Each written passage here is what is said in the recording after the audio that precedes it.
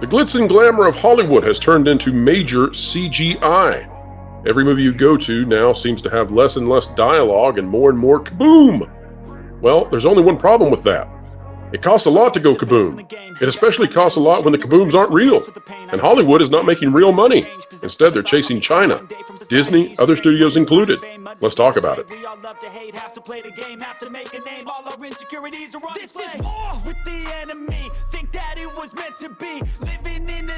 And folks, we are here to explain entertainment, keep you ahead of the culture curve. Happy to do so. This is going to be a fun conversation between Valiant Renegade and myself. Valiant, welcome back to the channel. Good to see you. Glad to be back. Absolutely. Now, you have been hot on the trail of Hollywood in terms of these insane budgets that they are just unable to recoup because the production is way too high and advertising continues to climb. So, Valiant, before we get into this conversation, let me just remind the good folks out there, if you like content like this, consider clicking the like button, share, subscribe, and that notification bell. When you click it, you stick it to the algorithms. Valiant, what do you think is going on with these big budget studios? They seem to have just blossomed, or shall we say bloated, their budgets to a point that they cannot possibly be profitable. The ROI is simply too risky. Yeah, it really is. And not all studios are the same, as we've covered many times on my channel. And we've talked about you and I together on our live show, on your live show. There is a variance that is going on in Hollywood. There's a divide that's going on. And those are the studios that are insistent upon consuming to their entirety almost or completely their own products versus the studios that are still operating in a more traditional Hollywood sense, by which once a movie leaves the theater, they're still giving a chance to be sold out to third parties for licensing revenues. Universal's a great example. Sony is a great example of such studios. Disney, on the opposite end of the spectrum, that's the one that's consuming all of its own content. So you can get by spending enormous budgets on certain pictures, provided that you still have a post-theatrical revenue stream that can accommodate it. Disney has rescinded that by thine own hand. And of course, we all know, as we've discussed many times, that Disney Plus is currently about $12 to $13 billion in the hole. That's the problem.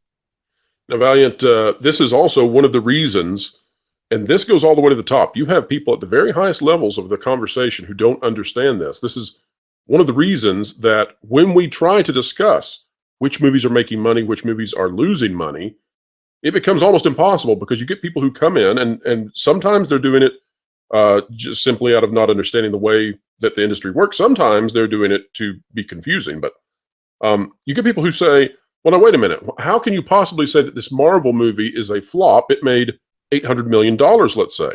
And how can you say that when this other film, you love it, and it only made $300 or $400 million? And it all comes down to the budget. So can you explain that and explain how much of the revenue comes back, especially when we take a look at domestic versus international box office? Yeah, indeed. And that's a great point. And we've had some wonderful recent examples of that, have we not? I mean, if you look at movies, let's take Ant-Man or any Marvel fare in phases 4 and 5 up to this point that have posted some pretty big box office numbers. But I'm going to pick on Ant-Man for a minute because I think it's the most obvious example in recent memory. Ant-Man was universally considered a flop. There was no Hollywood trade that could obscure the fact of that movie's failure. But it made $450+ million at the box office. Meanwhile, you have a movie like John Wick Chapter 4. Oh, this is a great comparison. Yeah, John Wick Chapter 4, which crossed a $400 billion marker. And that movie is unequivocally a bonkers success. Now, wait. You said 400 million, right? Not yes. Billion, 400 million. 400 million. Did I say billion? I apologize. Well, it's a $400 billion movie in our regards. It's a great piece of art. $400 million globally for John Wick 4. Here's the difference. John Wick 4 was done by Lionsgate. And of course, Ant-Man and the Wasp Quantumania was done by the Walt Disney Company and their subsidiary studio, Marvel. Ant-Man and the Wasp Quantumania cost in excess of $200 million. Then, of course, there's another 150 plus in that case, or at least around that point, global marketing spend to promote such a film to drive audiences. The returns You're talking about trailers, you're talking about premieres, you're talking about paying to have the actors sent all over the world to do the red press carpet premieres. That's right. Everywhere. You're talking about some degree of merch that can be involved in that, although not always, depending on how the contracts are worked out with third parties. Absolutely. John Wick, conversely. John Wick Chapter 4 came in with the most radical budget it's ever had, but it was still only $100 million. Now, I say only, right, because that's still a ton of money. The first couple of John Wick movies were done for $20, $30 million. They've ramped it up because the audience and the sales have demanded that they can go up that high. They maybe spent another $75 to $100 million from that studio, from Lionsgate, for global P&A, and they have now raked in over $400 million. That's a win, and it's also because the John Wick franchise, unlike movies from Disney, has a very lucrative, financially lucrative and robust post-theatrical life. John Wick sells a ton of PVOD sales and rentals, premium video on demand. They sell a ton of physical media. And then they have years of shelf life after the fact with third-party licensing to other streamers or linear broadcasters. Contrast that with Disney. With Ant-Man and the Wasp, which had a budget that was more than double that of John Wick, a marketing spend that was assuredly significantly higher, but then only had a box office that was markedly better, maybe 20% better than John Wick. That's a big fail for Disney, because even after Ant-Man and the Wasp: Quantumania leaves the theater, there's really no financial life left for it after that, because it goes straight to Disney Plus. Now, notably, Disney did give that movie a little bit more of a PVOD and physical media sale window than they had up to that point, but it's probably still not going to be enough to cover these massive budgets that they have. These are flops in their own regard. But when it comes to the China issue, as you brought up, here's the thing. There are movies that seemingly need to depend on the Chinese market, and then others that couldn't care less because they're not built necessarily for one international market or any global market over the other. And I'm sure we're going to get into that here in a bit more detail. Okay, so before we do, and we've got some articles to bring up to discuss, but before we do that, I want to bring up Guardians of the Galaxy Volume 3, because this is one that has brought a lot of comments, a lot of criticism towards you and I. And I want to clarify that, because, let me say this, you and I, we're not bothered by criticism at all.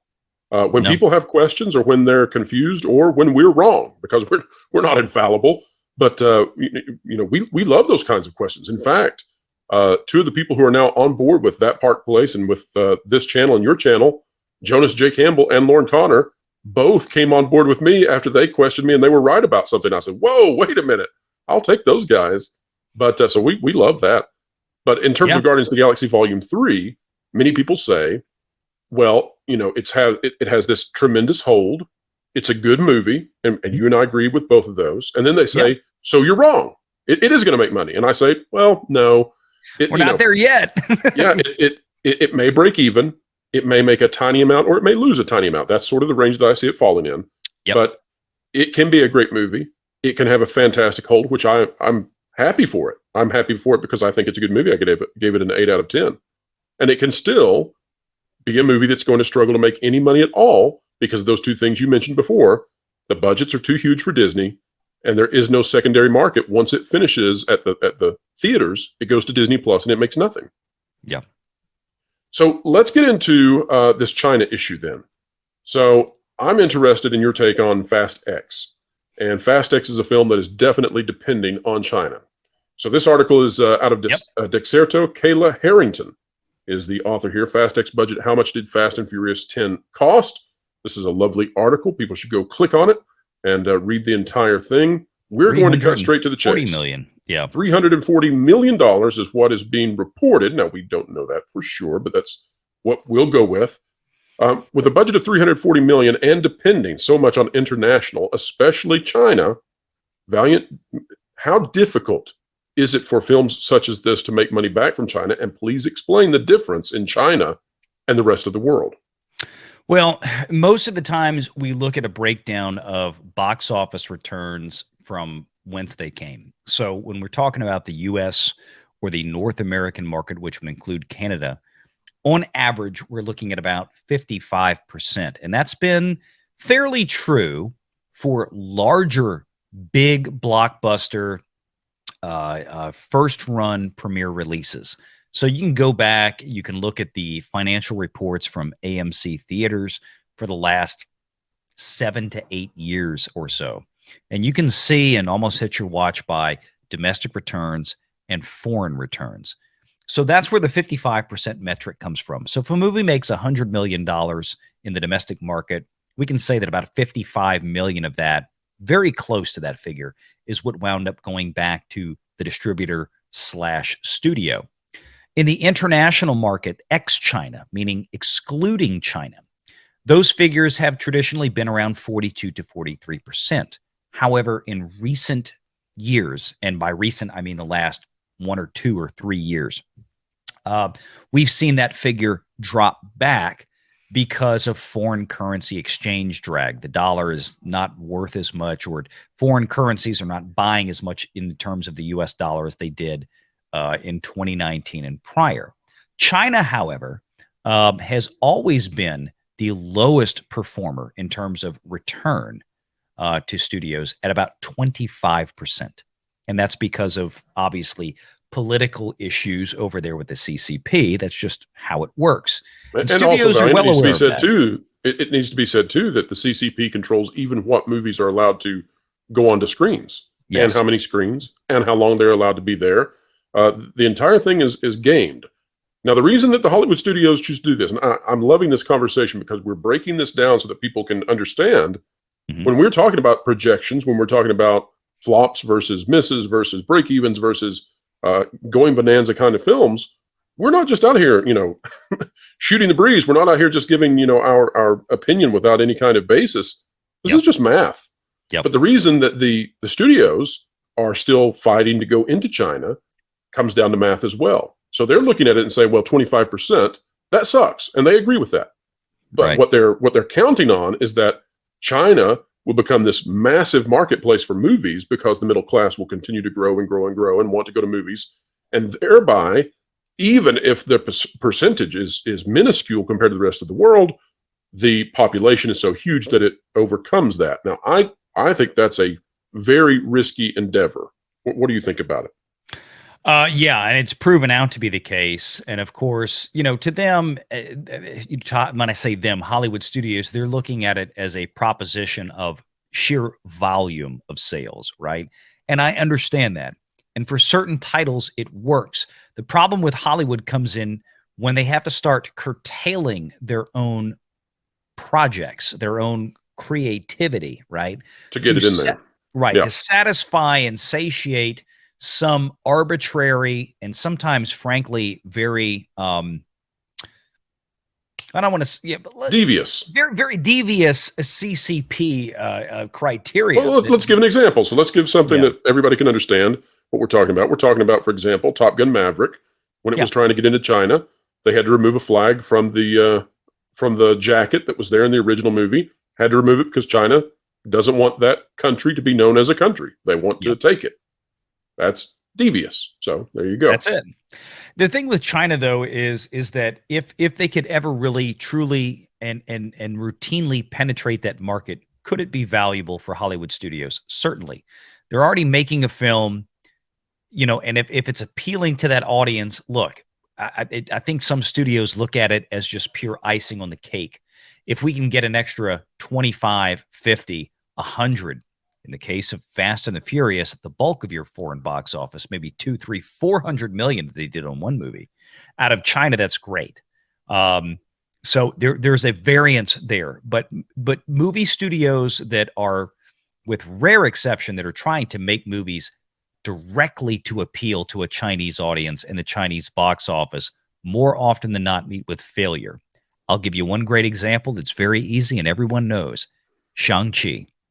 Shang-Chi, Mulan is also another one. And that Mulan goes was a to big fail. that goes to the Disney pandering, which is a totally different thing. So Fast X, for example, does not appear to me to be pandering necessarily. No. But the Disney movies, when they're trying to really make inroads with China, they pander. And that's how you get in these situations where John Boyega, for example, is removed essentially from a poster when it comes to Star Wars. That's how you get the situation with The Little Mermaid, where the poster is recolored, tinted, hued, whatever you want to say, to hide her race. And by the way, we've had some criticism there as well. Some people saying, oh, well, that's a poster that's being used in the United States too, so take it back. And it's like, now, wait a minute. No. Do you really think Disney is that dumb? Of course they have that same poster in other parts of the world. The issue is they don't have the posters that show her race in China. That's it. That's the only poster in China. Right. That's the funny thing about it. They've got two posters in China. Neither one of them show her race. And they have posters all over the world that show clearly who she is. And, it's no big deal. But anyway, so let's talk about The Little Mermaid since it's up. It's going to have a terrible time in China. Yeah. That sucks because, the reason that China is not going to support it is different than the reason other parts of the world are not going to support it. And the reason China isn't, well, it sucks. We'll just leave it there. Yep. But The Little Mermaid, this out of Variety, Rebecca Rubin. Valiant, was this the article you used for your video that came out yesterday?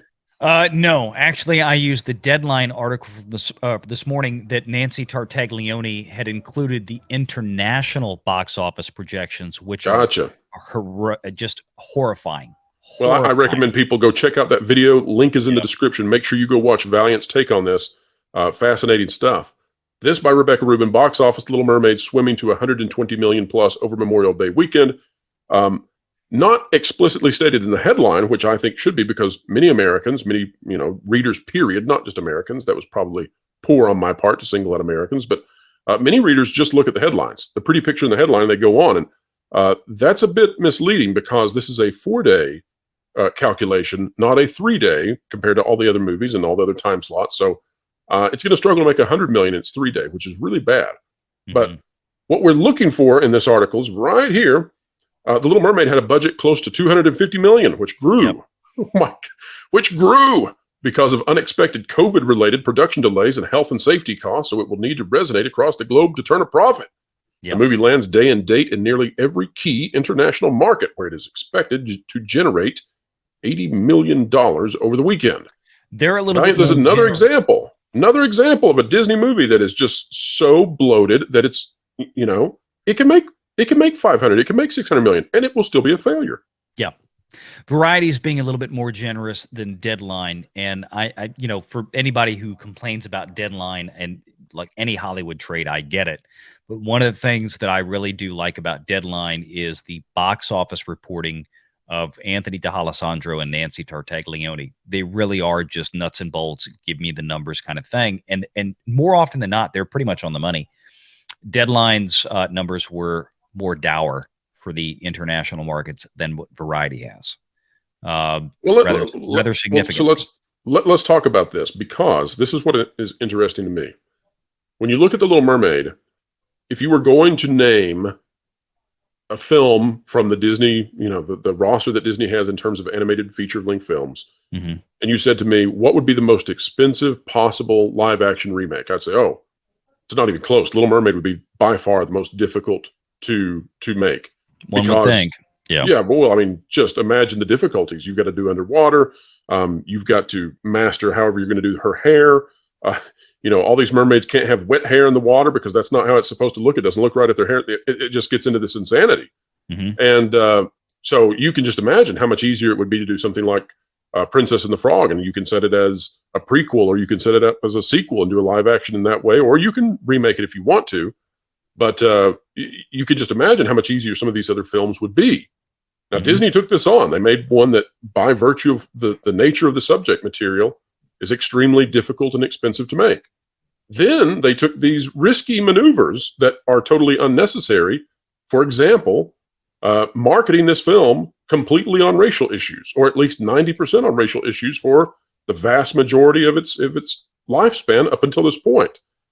So assess the risk for me, Renegade. Assess for me, in terms of these huge budgets, what do studios need to do to get out of the way and give their movie the best chance at success?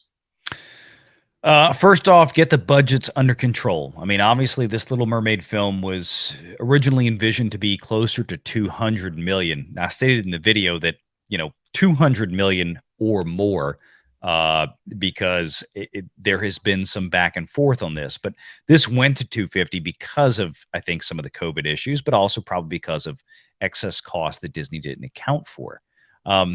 But that's the first thing that studios have to do, is get these production budgets well under control. A lot of them have had problems with this, but Disney has been by far and away the worst at doing this. Absolutely the worst. The second Hubris. thing that Hubris, wouldn't you say so? They had reached a point where they could not put out anything that failed, and then all of a sudden everything failed. Yeah, almost 2 years ago on YouTube at this point, at the end of summer of 2021, I was talking about how, Marvel Phase 4 was about to launch, and that this was the end, that Kevin Feige had already signaled that, this is going to be very much downhill from here. They're resting on their laurels. They're going to keep spending more and more money, and it's not going to work out for them. Which is so funny, Valiant. It's so funny because had they decided to go directly into the X-Men, they could have kept climbing and climbing. And they decided to put their feet on the brake and push it hard with these Z-tier characters in the box office and on streaming. I guess they thought they had the Guardians of the Galaxy concept down pat, and they could make anything at all be popular. Clearly not true. Exactly. And the problem is that not just with Marvel, but with Star Wars and now with Disney live action, I mean, there's only so many piles of elephant dung that you can hand to people and tell them it's dinner before they say, you know what? I'm not eating next time. I'll pass on dessert as well. Yeah, that's kind of what's happened here. Everybody saw things like Mulan, which was terrible. I mean, the original Mulan was one of the most brilliant pieces of work that Disney ever did. Just like The Little Mermaid, the remake they made was absolutely soulless and horrific. Well, they co-wrote it with the CCP. I mean, they literally brought in the CCP writers to assist them, which you can imagine how well that goes when you bring in communists who have no meritocracy in how they're selected to write your stuff. You can imagine how, and no creativity. I mean, why would you have creativity in a communist system? Anyway. No. The biggest difference I can give you with Little Mermaid and another great recent example is Super Mario Brothers. Here's two movies that are completely different in every imaginable way. Both of these films have very well-known, very well-beloved, and frankly, multi-billion-dollar values on merchandise sales over the last 3+ decades, right? That's Little Mermaid and Super Mario Brothers. What was the difference? Nintendo, Universal, and Illumination came in and said, we need to make this look, sound, feel, everything like everybody is familiar with, right down to the fact that we're going to give people Rainbow frickin' Road in this first movie. We're going to have a Mario Kart race and everything. We're going to put it in the trailers. We're going to send people through the ceiling. And that's exactly what happened. That movie was critic-proof because of that. Little Mermaid, on the other hand, the first thing Disney announces was, well, Ariel's not going to look like the Ariel you know at all anymore. Exactly. Okay, problem number one. And then when the teasers came out, and it's like, okay, well, we got part of your world. And Halle Bailey, in that teaser, I even said this months ago, did a very good job. She's definitely capable of, that Broadway caliber voice. She could sing that song, and it sounded beautiful. And I'm like, you know what? Regardless of what they did, Disney's got a shot here. This could be a sleeper hit. This could be their biggest thing of 2023. If they stick to the original movie and stick to the original Broadway score, they'll have a smash. But then Disney does Disney because #Disney dumb. And they came out with, as you said before, all of this racially motivated marketing. The fans are racist. The fans are this. The fans are that. It's like, no, you gave us something where we visually questioned everything we saw.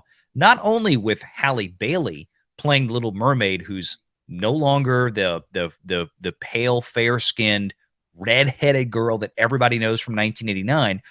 No, we also got a flounder that looks creepy as dead all fish hell. flounder. Yeah, and a Sebastian that doesn't really Mr. Crab Sebastian. That's yes. weird looking, and frankly, the actor portraying him and singing Sebastian doesn't sound near as good as the original Sebastian.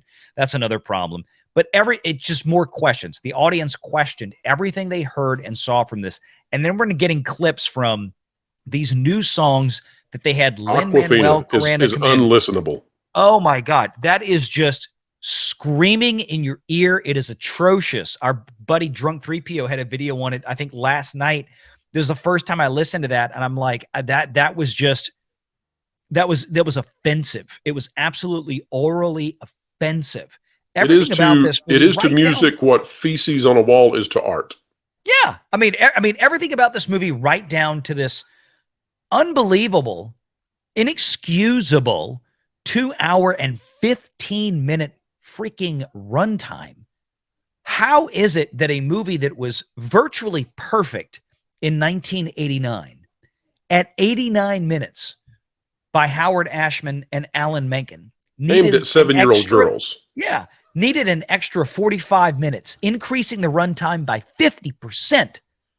For this I can't tell you how many times I've heard 7- and 8-year-old girls say, "Mommy, I want to watch a 4-hour movie." I mean, kids get them in there and get them out. Give them their popcorn and go get a Happy Meal. This is going to kill the rewatch for this movie. I mean, there's going to be a lot of people that show up this weekend, maybe in the first few days. But that's a big problem. That's a big problem for a movie like this. And speaking of big problems, Disney would have none of these problems had when they announced the actress and had when the marketing began.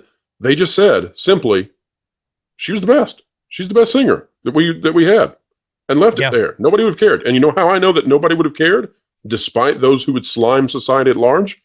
We've already had Brandy, a person of African descent, play Cinderella. Nobody cared.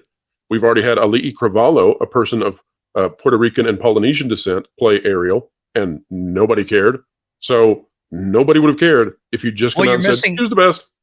You're missing an even better example, Pro. It's one that I brought up in my video earlier tonight, Wednesday night as I put it out. You'll probably see this Thursday morning. How about Aladdin 2019? The cast was made of Aladdin and Jasmine. They actually cast Middle Eastern actors for that. Nobody cared because it fit the roles. And then they've thrown that guy away. They've thrown him away. They've thrown him away. But here's the thing. Even when they cast Will Smith, what were people's questions about Will Smith as Genie? It wasn't because he was black. Nobody cared that it was. I mean, everybody loves Will Smith. Nobody just want to know how he would compare to Robin Williams because it was such a phenomenal performance. And that was in the video tonight that I did. I said that was the only thing people questioned. Disney has taken this and turned this into a completely societal, racial issue, which is the stupid mistake that Disney keeps making over and over and over again. Yeah, you can spend $200 million budgets on films like Little Mermaid, but you better make it as most broadly appealing to the widest audience demographic subsection as possible. The first Little Mermaid appealed to everybody. Nobody cared that she was white with red hair. Now, all of a sudden in 2023, it's a problem. And they're finding out right now, especially with the international box office projections that are coming out of places like Deadline, they've got a serious dilemma on their hands. Well, and let it be said too that we want to see characters, and I get tired of saying of color because we all have some sort of color to this, and I dislike that phraseology. I'm all for it. Bring in Tiana. We want to see characters who represent people of all different ethnicities. That is desirable. But taking existing characters and then swapping them and giving these people these different groups hand-me-downs, that's offensive to me. Give them characters that they deserve and that they should have and that can be beloved and taken. And I mean, just if you look at, for example, Marvel, we've had so many of these hand-me-down characters that are simply give them a male superhero power, hand it to this female and let her take off. And it's like, you're ignoring Rogue. You're ignoring Storm. You're ignoring so many of these awesome female characters that we're waiting to get. And I just don't understand it. But not to beat a dead horse, we do need to wrap up. This is not going to get better for Disney. Just like you were talking about, they don't seem to want to give us what we want. They don't seem to want to give us anything that's true to the source material. Here's Indiana Jones. Just so everybody knows, Adam Bentz out of ScreenRant writing this. And looky here, 294.7 million. You have done research in the past and discovered that it's likely far more than that. Oh, yeah. And now we're hearing out of the reviews, we're hearing out of people who've seen it. Indy's not Indy. Harrison Ford out there saying, nope, he's not as courageous. He's not as brave. He's not as sure of himself.